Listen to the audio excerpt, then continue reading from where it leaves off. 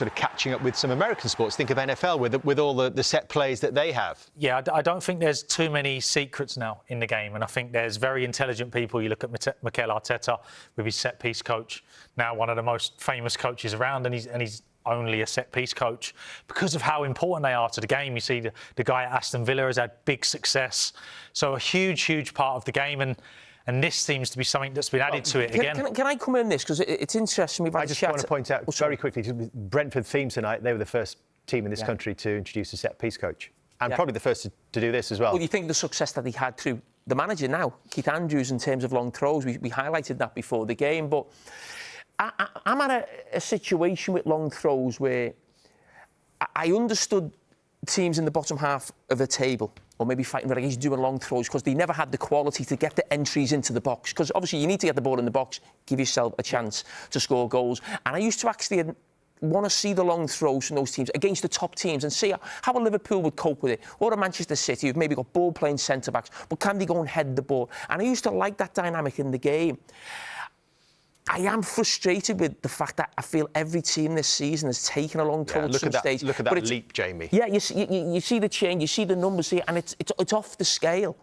And I'm thinking the reasons why. And the reasons why, because some of the top teams are doing it. So then it almost feels like it's not something to be embarrassed about the way it maybe was in the past. Pardon? Legitimises it a bit for everybody else. Yeah, I think if you've seen the best teams do it, you know, when I remember Arsenal last season at PSG, I think in the Champions League, they just absolutely battered them for the first 15, 20 minutes with long throws going into the box.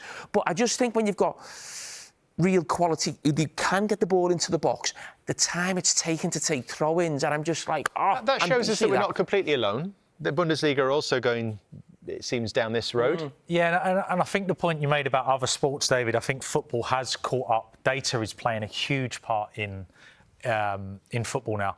And obviously I've been out of work as a manager for 9 months now, spoke to an awful lot of people, spoke to a lot of set-piece coaches. And the data is so far in favour of throwing it in the opposition box if you can. You are far more likely to score from a long throw-in than you are trying to work something in from the side because they're so hard to clear. There's no pace on the ball. You get an opportunity to get all your big centre-backs up into their penalty area. So, managers are not embarrassed now of, is this going to get me a better chance of scoring a goal? If the answer is yes, then we're doing it. You know, it's not a style contest. It's what's going to get us the most points and keep me in a job. And at the moment, I mean, you can see how hard they are to defend. If you're really good at them, they're very, very difficult to stop.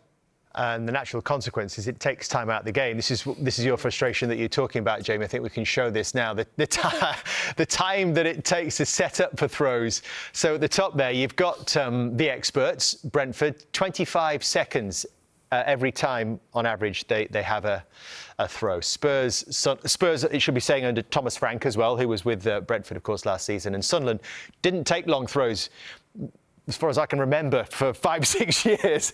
But now sign Nordi Mukiele, who does have a long throw, and they're making the most of it.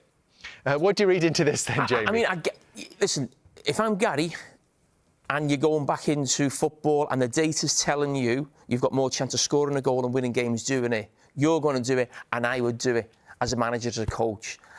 As a lover of the game and someone who's a neutral more often than not when games are getting played, and I love football, love watching it, it bores me. I'm a bit like his football lad. I feel like we're getting to the stage, not just with throw-ins, even with kick-offs. It feels like we're getting almost to rugby and we're playing for territory. Can I ask you, Jamie, when you were playing against a Tony Pulis Stoke side, and you would be trying to defend those long throw-ins, and they were really difficult to defend, and I've heard you talking about that. Why would your team not replicate that yourselves? Well, maybe they'd set their team up for that. So they would have maybe 4 centre-backs in the back four, all 6'2", 6'3" players, the top end of the pitch. You'd probably have more players who were maybe trying to get on the ball between the lines. You're going to try and play your football. So I understand teams like that doing it because that's their chance of getting the ball in the box.